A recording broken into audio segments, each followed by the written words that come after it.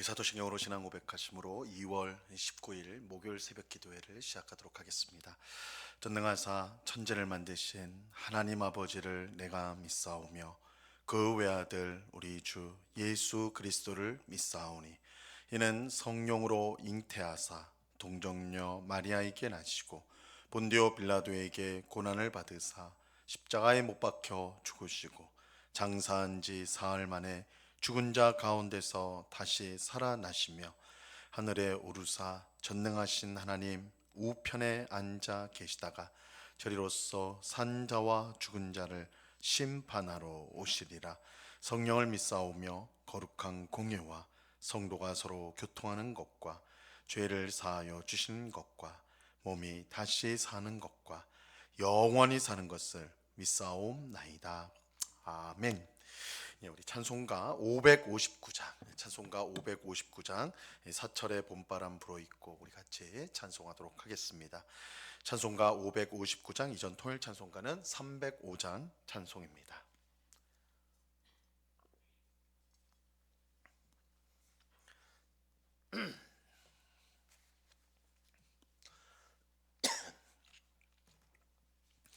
찬송가 559장을 같이 찬송하도록 하겠습니다. 사철의 봄바람 불어있고 하나님 아버지 모셨으니 믿음의 반석도 든든하다. 우리 집 즐거운 동산이라. 고마워라 임마누엘 예수만 섬기는 우리 집. 고마워라 임마누엘 복되고 즐거운 하루하루.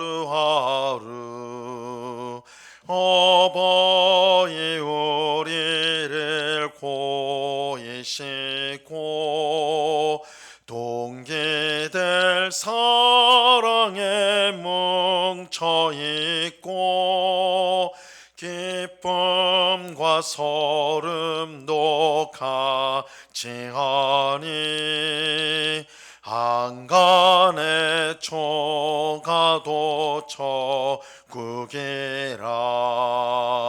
고마워라 임마누엘 예수만 섬기는 우리 집. 고마워라 임마누엘 복되고 즐거운 하루하루. 아침과 저녁에 수고하여 다 같이 일하는 온 식구가 한 상에 둘러서 먹고 마셔. 여기가 우리의 낙원이라. 고마워라 임마누엘 예수만 섬기는 우리 집. 고마워라 임마누엘 복되고 즐거운 하루하루. 아멘. 같이 기도하겠습니다. 참 좋으신 아버지 하나님 감사합니다. 설 명절을 잘 보내게 하시고 이렇게 또한 이 새벽에 하나님 앞에 기도하기 위해 또한 찬송하고 주의 말씀을 듣기에 모일 수 있는 귀한 은혜 주시니 감사합니다. 아버지 하나님, 우리에게 주셨던 그 행복하고 즐거운 가족 간의 만남을 우리가 기억하면서 또한 이제 시작되어지는 우리의 일상을 힘있게 살아갈 수 있도록 주님께서 우리에게 은혜 주시고 우리를 인도하여 주시옵소서. 하나님, 우리에게 주신 가정이 얼마나 귀하고 복된지, 우리에게 주신 부모님, 우리에게 주신 자녀들, 또한 우리 친지들이 얼마나 귀한지를 생각하며 그들을 위해 항상 기도하고, 또한 그들 가운데 우리가 그리스도인으로서 복음의 향기를 드러내는 그러한 삶을 날마다 살아갈 수 있도록 주님 주장해 주시옵소서. 아버지 하나님, 이 새벽에도 주님의 귀하신 은혜를 사모합니다. 우리의 심령 가운데 하나님의 풍성한 은혜를 부어 주셔서 우리 마음속에 있는 모든 불안과 두려움과 염려가 사라지게 하옵시고, 오직 사랑과 믿음과 소망이 충만하여서 이 세상 가운데 하나님의 사람으로, 또한 주님이 주신 귀한 사명을 잘 감당하는 복된 인생을 살아가는 저희 모두가 되도록 주장해 주시옵소서.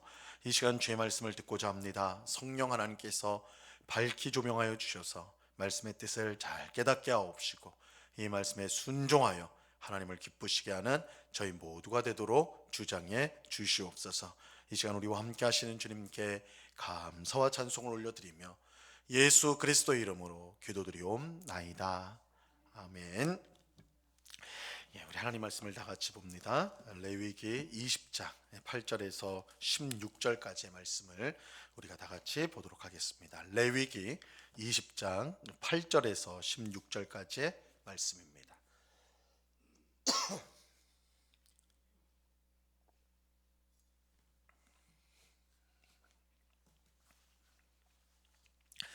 레위기 20장 8절에서 16절까지의 말씀, 하나님의 말씀을 교독하도록 하겠습니다. 제가 먼저 8절을 읽도록 하겠습니다. 너희는 내 규례를 지켜 행하라. 나는 너희를 거룩하게 하는 여호와이니라. 만일 누구든지 자기의 아버지나 어머니를 저주하는 자는 반드시 죽일지니, 그가 자기의 아버지나 어머니를 저주하였은즉 그의 피가 자기에게로 돌아가리라. 누구든지 남의 아내와 간음하는 자, 곧 그의 이웃의 아내와 간음하는 자는 그 간부와 음부를 반드시 죽일지니라. 누구든지 그의 아버지의 아내와 동참한 자는 그의 아버지의 하체를 범하였은즉 둘 다 반드시 죽일지니, 그들의 피가 자기들에게로 돌아가리라. 누구든지 그의 며느리와 동침하거든 둘 다 반드시 죽일지니, 그들이 가증한 일을 행하였음이라. 그들의 피가 자기에게로 돌아가리라. 누구든지 여인과 동침하듯 남자와 동침하면 둘 다 가증한 일을 행함인즉 반드시 죽일지니, 자기의 피가 자기에게로 돌아가리라. 누구든지 아내와 자기의 장모를 함께 데리고 살면 악행인즉 그와 그들을 함께 불살을지니, 이는 너희 중에 악행이 없게 하려 함이니라. 남자가 짐승과 교합하면 반드시 죽이고 너희는 그 짐승도 죽일 것이며. 다 같이 읽습니다. 여자가 짐승에게 가까이하여 교합하면 너는 여자와 짐승을 죽이되 그들을 반드시 죽일지니, 그들의 피가 자기에게로 돌아가리라. 아멘. 오늘 본문은 가정에서 절대 범해서는 안 될 중대 범죄에 관한 내용을 말씀해 주고 있습니다. 먼저 하나님은 부모를 저주하는 자는 반드시 죽여야 된다. 부모를 저주하는 자는 반드시 죽여야 된다라고 말씀하십니다. 9절 말씀을 보세요. 만일 누구든지 자기의 아버지나 어머니를 저주하는 자는 반드시 죽일지니, 그가 자기의 아버지나 어머니를 저주하였은즉 그의 피가 자기에게로 돌아가리라. 하나님은 10계명의 제5계명을 통해 내 부모를 공경하라, 그렇게 명령하셨습니다. 여기서 이 공경이라는 말에는, 이 단어에는 무겁다라는 의미가 담겨져 있어요. 공경한다 라고 할 때 그 속에 이제 무겁다라는 의미가 있어요. 반면 9절에 나오는 저주, 이 저주에는 가볍다라는 뜻이 들어 있습니다. 이렇게 보면 공경의 반대가 저주다라고 할 수가 있죠. 하나님은 5계명을 어기는 사람을 반드시 죽여야 한다라고 엄중하게 명령합니다. 이처럼 부모를 저주한 사람에게 엄중한 벌을 내리시는 이유는 단지 인간의 도리를 못했기 때문이 아니라 하나님의 다스림을 경멸하였기 때문입니다. 하나님께서 우리에게 부모를 주신 이유는 하나님을 대신하여 우리를 다스리기 위해서입니다. 그러므로 부모를 공경하는 것은 곧 하나님을 공경하는 것이고, 부모를 저주하는 것은 곧 하나님을 저주하는 것이 됩니다. 이런 이유로 부모를 저주하는 사람을 반드시 죽이라고 매우 엄중하게 말씀하십니다.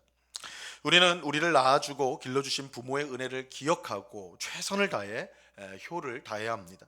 하지만 한 걸음 더 나아가 하나님께서 부모를 통해서 우리를 다스리시기 때문에 하나님을 공경하는 마음으로 부모를 공경해야 하는 것입니다. 이처럼 하나님을 생각하며 부모를 공경할 때 하나님은 우리에게 풍성한 복을 주시겠다라고 약속하셨습니다. 한편 이것은 부모인 우리에게 무거운 책임이 있음을 알려주기도 합니다. 하나님은 부모인 우리를 통해 자녀들을 다스리십니다. 우리가 하는 말과 행동을 통해 우리 자녀들은 하나님을 알게 되는 것이죠. 우리가 하나님의 대리자로서 자녀를 양육한다는 의식을 가지지 않는다면 하나님이 우리에게 주신 큰 책임을 우리가 저버리는 일이 되는 것입니다. 그러므로 부모인 우리는 하나님의 대리자로서 하나님의 말씀으로 자녀를 양육하는 일에 힘써야 합니다. 마치 자녀가 우리 소유인 것처럼, 나 자신의 소유인 것처럼, 마음대로 할 수 있는 소유인 것처럼 조종하려고 해서는 안 됩니다. 자녀는 하나님께서 우리에게 맡겨주신 가장 소중한 선물이에요. 그러므로 부모인 우리는 하나님이 우리에게 자녀를 맡겨주셨다는 의식을 가지고 그들이 우리를 통해 하나님을 알게 되고 그 뜻에 순종할 수 있도록 힘써서 우리는 양육해야 하는 것입니다. 그럴 때 하나님은 부모인 우리를 통해 자녀에게 풍성한 은혜를 내려 주시는 것입니다. 10절부터는 가정 안에 일어나서는 안 될 이 성적인 범죄에 대해 초점을 맞추고 있습니다.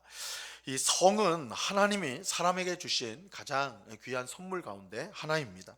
이 성을 통해 자녀를 얻게 될 뿐만 아니라 더없이 깊은 사랑과 만족, 즐거움을 누리게 됩니다. 하지만 귀한 것일수록 함부로 사용해서는 안 됩니다.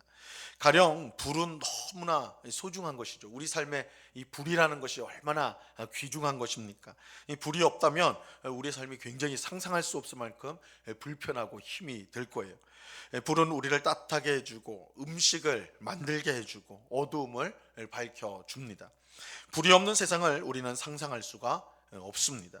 하지만 이 귀한 것을 함부로 사용하면 얼마나 큰 어려움이 생기는지 몰라요. 최근에도 큰 산불이 발생하여서 엄청나게 많은 인명과 또한 경제적 손실이 있었던 것 우리가 잘 알고 있습니다. 이 불은 너무나 귀한 것이지만 함부로 사용하면 끔찍한 결과를 초래할 수가 있습니다. 이 성도 마찬가지 너무나 귀한 것이기 때문에 이것을 함부로 사용하면 우리를 망하게 만듭니다. 하나님은 성을 주면서 오직 부부 관계 안에서만 그것을 누릴 수 있도록 제안하셨습니다. 성은 부부 관계라는 울타리 안에서 참으로 복된 것입니다. 하지만 그 울타리를 벗어나면 우리의 삶을 완전히 불태워 버릴 수 있는 끔찍한 재앙으로 변하게 됩니다. 우리는 부부관계라는 울타리를 벗어난 성관계로 인해 얼마나 많은 가정이 파괴가 되고 또한 많은 사람이 고통 가운데 살아가는지를 우리가 주변을 조금만 돌아봐도 쉽게 알 수가 있습니다. 부부관계를 벗어난 성은 우리의 삶과 가정을 철저하게 파괴시킵니다. 그래서 하나님은 성적인 범죄를 특히 엄중하게 여기십니다. 우리는 오늘 말씀에서 이 사실을 분명하게 확인하게 돼요. 자, 10절 말씀을 보시기 바랍니다. 누구든지 남의 아내와 간음하는 자, 곧 그의 이웃의 아내와 간음하는 자는 그 간부와 음부를 반드시 죽일지니라.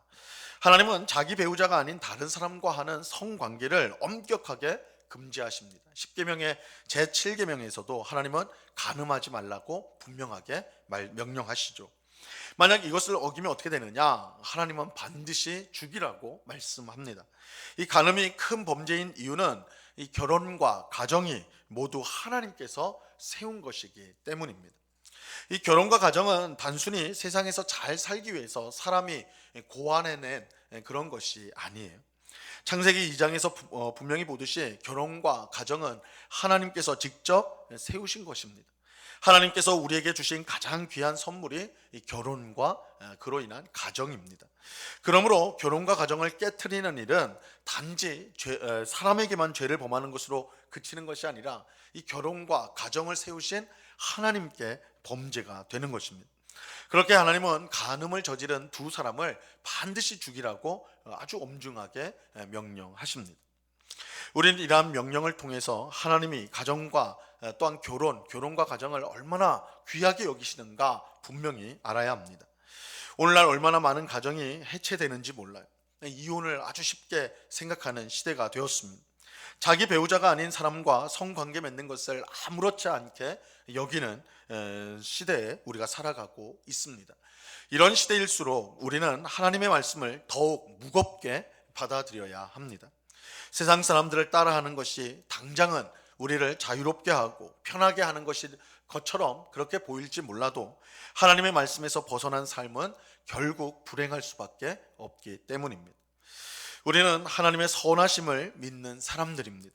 하나님께서 우리에게 결혼과 가정을 주신 것은 우리를 힘들게 만들기 위해서가 아니라 복을 주기 위해서입니다. 하나님의 말씀에 순종하여 결혼과 가정을 소중히 여기고 보호할 때 우리는 그 안에서 세상이 줄 수 없는 행복과 또한 참된 기쁨, 또한 안정을 누리게 되는 것입니다. 결혼과 가정을 소중히 여기고 지키는 것이야말로 하나님이 기뻐하시는 일이라는 것을 우리는 잊어서는 안 될 것입니다. 이처럼 하나님은 부부관계 외에 모든 성관계를 금지하시고 그 죄를 범하였을 때 반드시 죽이라고 아주 엄중하게 명령하셨습니다. 여기에는 친족 간의 성관계를 포함하여서 동성 간의 성관계, 짐승과의 성관계도 모두 포함되어져 있습니다. 오늘날 많은 사람이 동성애와 동성 결혼을 인정해야 된다라고 주장을 하죠. 하지만 우리는 동성애가 결코 하나님의 뜻이 아니라는 것을 알아야 합니다. 하나님은 결혼 제도를 세울 때 한 남자와 한 여자가 한 몸을 이루는 것, 이것이 결혼이라고 하나님께서 직접 제정하셨다는 것을 우리가 창세기 2장을 통해 분명히 확인할 수가 있습니다. 이것을 벗어나는 그 어떤 것도 하나님의 뜻이 될 수가 없습니다. 우리는 가정에서 발생해서는 안 되는 중대한 범죄들, 특별히 성적인 부분에 대해서 오늘 말씀을 통해 살펴보았습니다. 하나님은 부모를 저주하는 사람을 반드시 죽이라고 명령하셨어요. 배우자를 버리고 간음을 저지른 사람도 죽이라고 하셨습니다.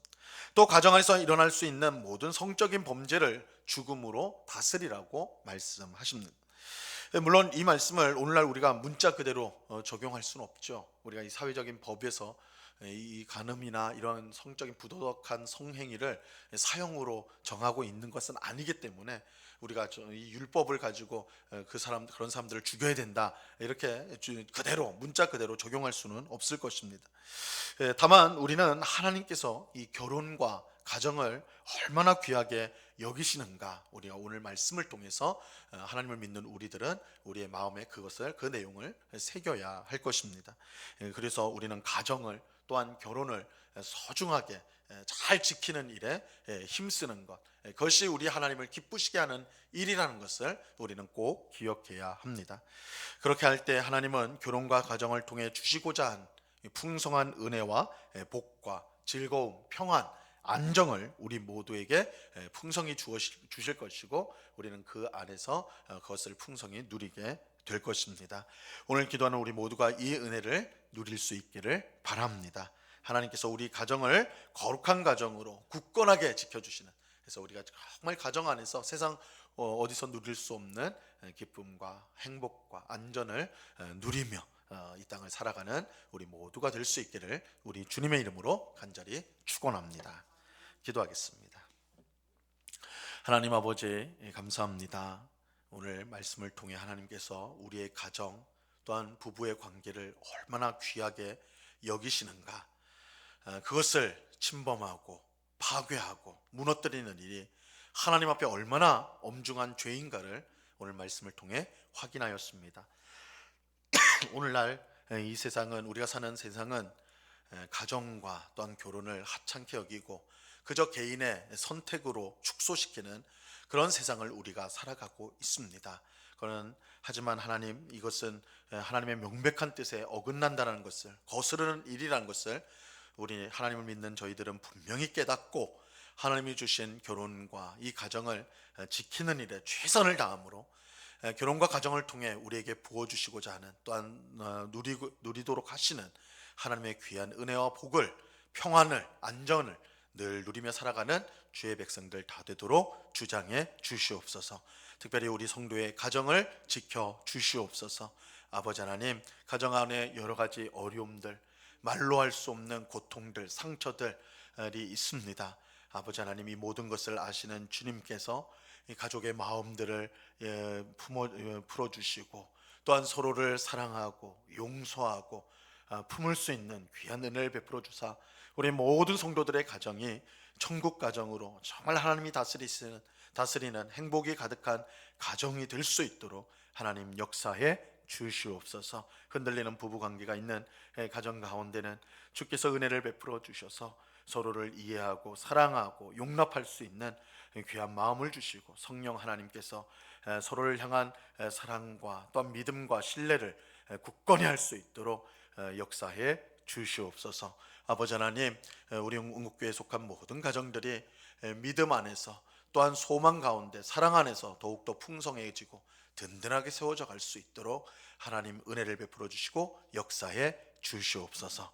아버지 하나님, 이 시간에 여러 가지 기도의 제목들로 기도하는 주의 백성들 한 사람 한 사람 붙들어 주옵시고, 우리의 기도에 늘 귀를 기울이시며 우리가 생각하고 구하는 것보다 더 풍성하게 주시는 하나님이심을 우리가 확신하며 감사와 찬송을 올려드리는 이 시간이 되게 하여 주시옵소서.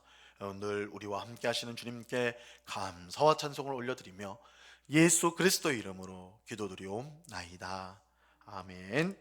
하늘에 계신 우리 아버지여, 이름이 거룩히 여김을 받으시오며 나라의 임하옵시며 뜻이 하늘에서 이룬 것 같이 땅에서도 이루어지이다.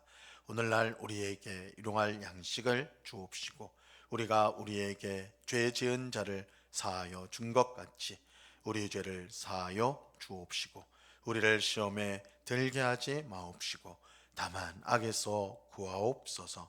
대개 나라와 권세와 영광이 아버지께 영원히 있사옵나이다. 아멘.